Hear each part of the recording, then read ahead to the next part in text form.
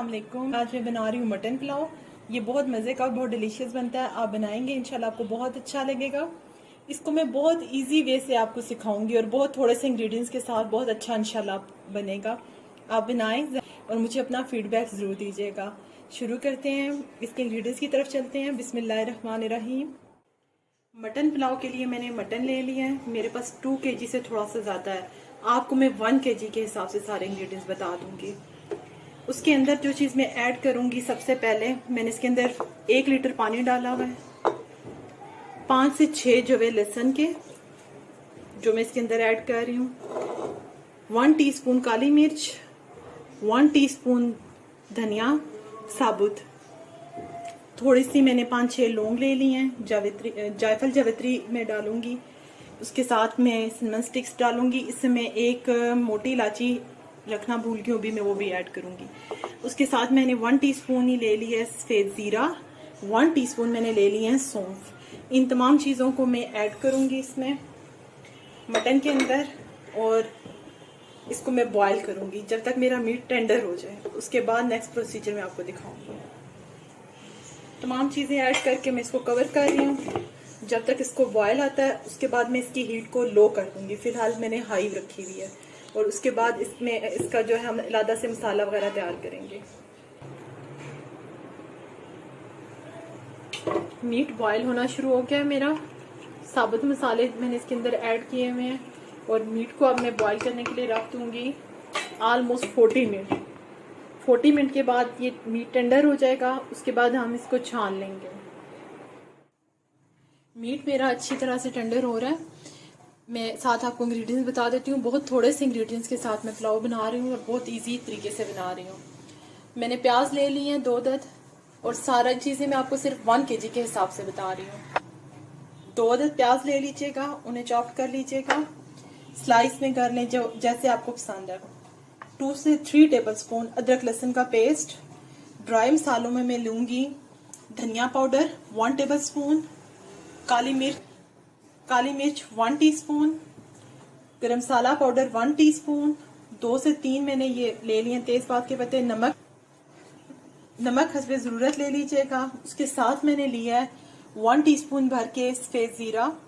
उसके साथ 3 से 4 अदद 5 अदद जितनी आपको पसंद हो इसमें सब्ज़ इलायची ले लीजिएगा। अब मेरा मीट भी जो है वो ऑलमोस्ट हो चुका है टेंडर। अब मैं इसमें से मीट को निकाल लूंगी और उसके बाद जो यखनी है उसको छान लूंगी ताकि जो हमने साबुत मसाले डाले थे वो मुंह में ना आए। गोश्त को मैंने निकाल लिया है और यखनी को मैंने छान के अलग कर लिया। इसमें से साबुत मसाले मैंने निकाल दिए हैं। अब मैं प्याज फ्राई करने लगी हूँ। 1 कप ऑयल ले लीजिएगा और राइस मैंने 1.5 kg मतलब 1.5 किलो मैंने कर दिए हैं, भिगो के रख दिए हैं तकरीबन आधा घंटा पहले। ठीक है। और अब मैं 1 कप इसमें ऑयल यूज करूंगी।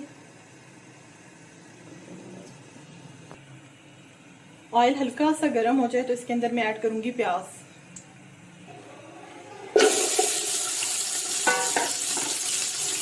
प्याज को हम हल्का सा फ्राई करेंगे। प्याज मेरा फ्राई हो रहा है। इसके अंदर मैं यूज करूंगी दही। आपने 1 कप यूज करना है अगर आप 1 kg ले रहे हैं। मेरा 2 kg मीट है और 1.5 kg राइस है, तो मैं इसमें 2 कप दही यूज करूंगी। इसको अच्छा सा फेंट लूंगी और उसके बाद इसको मैं इसमें ऐड करूंगी।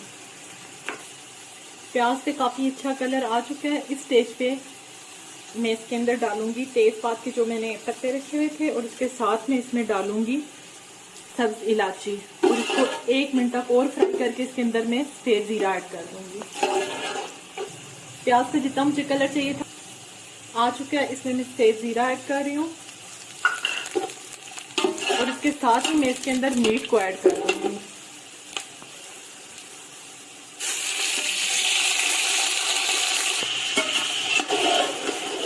मीट को मैं 2 से 3 मिनट इसके अंदर फ्राई करूंगी और फिर इसके अंदर मैं मसाले ऐड करूंगी। 2 से 3 मिनट हो चुके हैं मुझे इसको फ्राई करते हुए। अब मैं इसमें अदरक लहसुन का पेस्ट ऐड करूंगी और इसको दोबारा से 2 से 3 मिनट के लिए फ्राई करूंगी जब तक कि मुझे अदरक लहसुन की अच्छी सी खुशबू आ जाए फ्राई होने की। अब इसके अंदर मैं तमाम ड्राई इंग्रेडिएंट्स डालूंगी जो मैंने आपको बताए थे, और साथ ही में जो मैंने आपको दही बताया था उसको ऐड करूंगी और इसकी भुनाई करूंगी।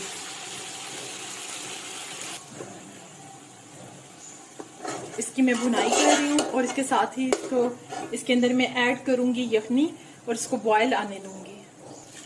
इसकी भुनाई मैं कर चुकी हूँ, इसके अंदर मैं यखनी को ऐड कर रही हूँ और इसको एक उबाल आने दूंगी और फिर इसके अंदर मैं राइस ऐड करूंगी। यखनी को उबाल आ चुका है, अब मैं इसमें राइस ऐड कर रही हूँ।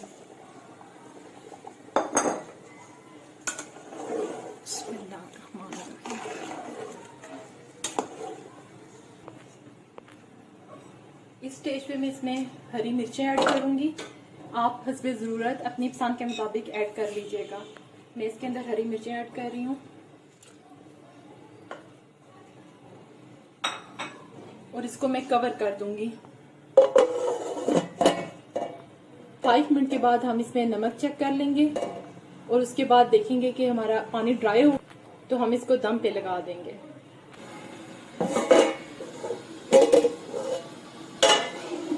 इस स्टेज पे आप इसके अंदर नमक चेक कर लीजिए पुलाव के अंदर, अगर आपको और ज़रूरत है तो और ऐड कर लीजिए, अदरवाइज इसको दोबारा से कवर अप कर दें 5 मिनट के लिए।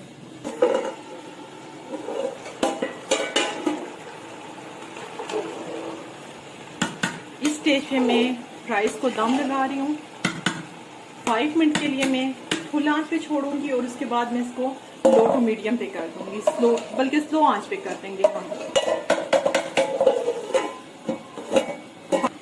5 मिनट के लिए तेज आंच पे रखूंगी और उसके बाद मैं इसकी हीट को स्लो कर दूंगी और 10 to 15 मिनट में इसको दम पे रखूंगी।